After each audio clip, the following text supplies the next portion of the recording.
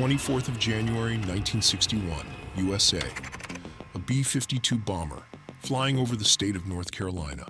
The plane had 2 nuclear bombs ready to be launched. The power of each one is 260 times the Hiroshima bomb. So imagine this is you, joyfully walking to work, and suddenly you might think, man, this is normal. America is a nuclear country. There's nuclear weapons that is manufactured and transferred all the time. Well, guess what?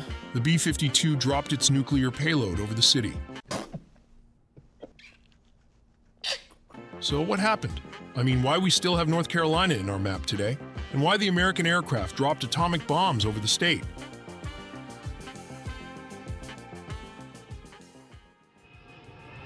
To really understand what happened, we have to know the process of launching a nuclear bomb. First step is safety pins. Nuclear bombs are equipped with safety pins or devices that prevent the bomb to fall if the door opened accidentally. The removal of these pins is usually performed by the aircraft crew. Second step, opening the bomb bay in order to deploy the nuclear bomb from an aircraft. Third, parachute.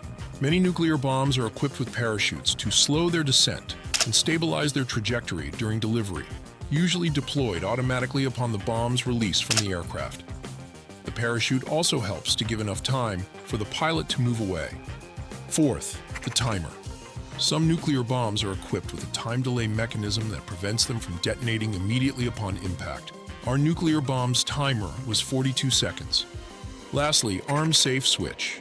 The arming and safe switch is the critical component of a nuclear bomb's safety mechanism. The switch has 2 positions, safe and armed. In the safe position, the bomb's firing mechanism is disabled, ensuring that it cannot detonate accidentally.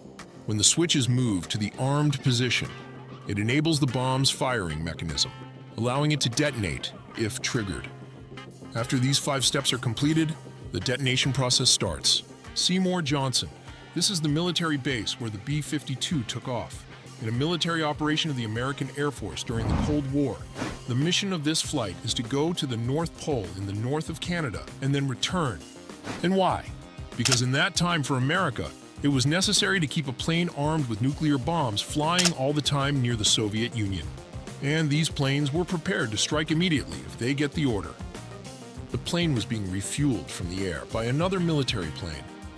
During the refueling process, the pilot discovered a leak in one of the plane's fuel tanks. Aerial refueling canceled immediately. He got orders from the command tower to return and make an emergency landing. During the return, the pilot completely lost control of the plane. Suddenly, the wing is separated from the plane's fuselage. The pilot's instructions to his crew is to jump off using a parachute. Last thing they saw is that the plane is intact, except for the wing. But it's okay because the 2 bombs were supposed to be destroyed along with the plane, not exploding, but to be destroyed. So it was all good, until 2 Mk-39 bombs on top of Goldsboro City.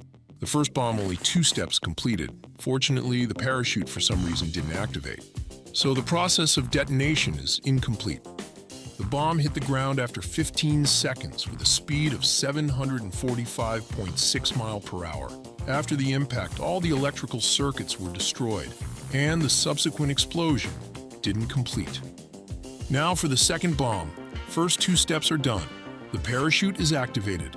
The timer now is counting. Now the safe arm switch is a very simple electrical switch, an electrical circuit that operates with a weak signal, 28 volts.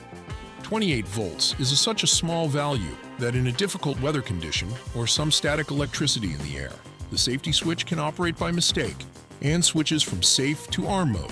And if you think that this is just an exaggeration, let me tell you at that time, it was common that the safety switch was turning on from its own as a result of external influences. This is what Charlie Burks have to say. Unfortunately, there have been 30-some incidents where the ready safe switch was operated inadvertently. The bomb was found hanging from a tree, so basically America was 28 volts away from a nuclear disaster. And this would have been the first hydrogen bomb explosion in a residential area in history. For the first bomb, as we said, it hit the ground with a high speed. The bomb was buried 200 feet underground. The depth was so great that the officers dug only 72 feet and decided to cancel the operation because the groundwater made the drilling process impossible. Till today in Goldsboro, there's a Mark 39 bomb still buried. And the U.S. Air Force had to buy this area in order to prevent any use of this land in the future. And no one of the Americans knew about this incident till July 2012. I think this is the last thing we expected. Almost all the nuclear threats the United States were exposed during the Cold War were from itself and not from a stranger. American warplanes flying near the Soviet Union never dropped a single bomb in enemy territory, but they caused 14 nuclear bombs to fall by mistake in America and its allies. In fact, some bombs America has failed to find them until today. You can tell us what do you think in the comments below. Don't forget to like and subscribe to support us. Thanks for watching.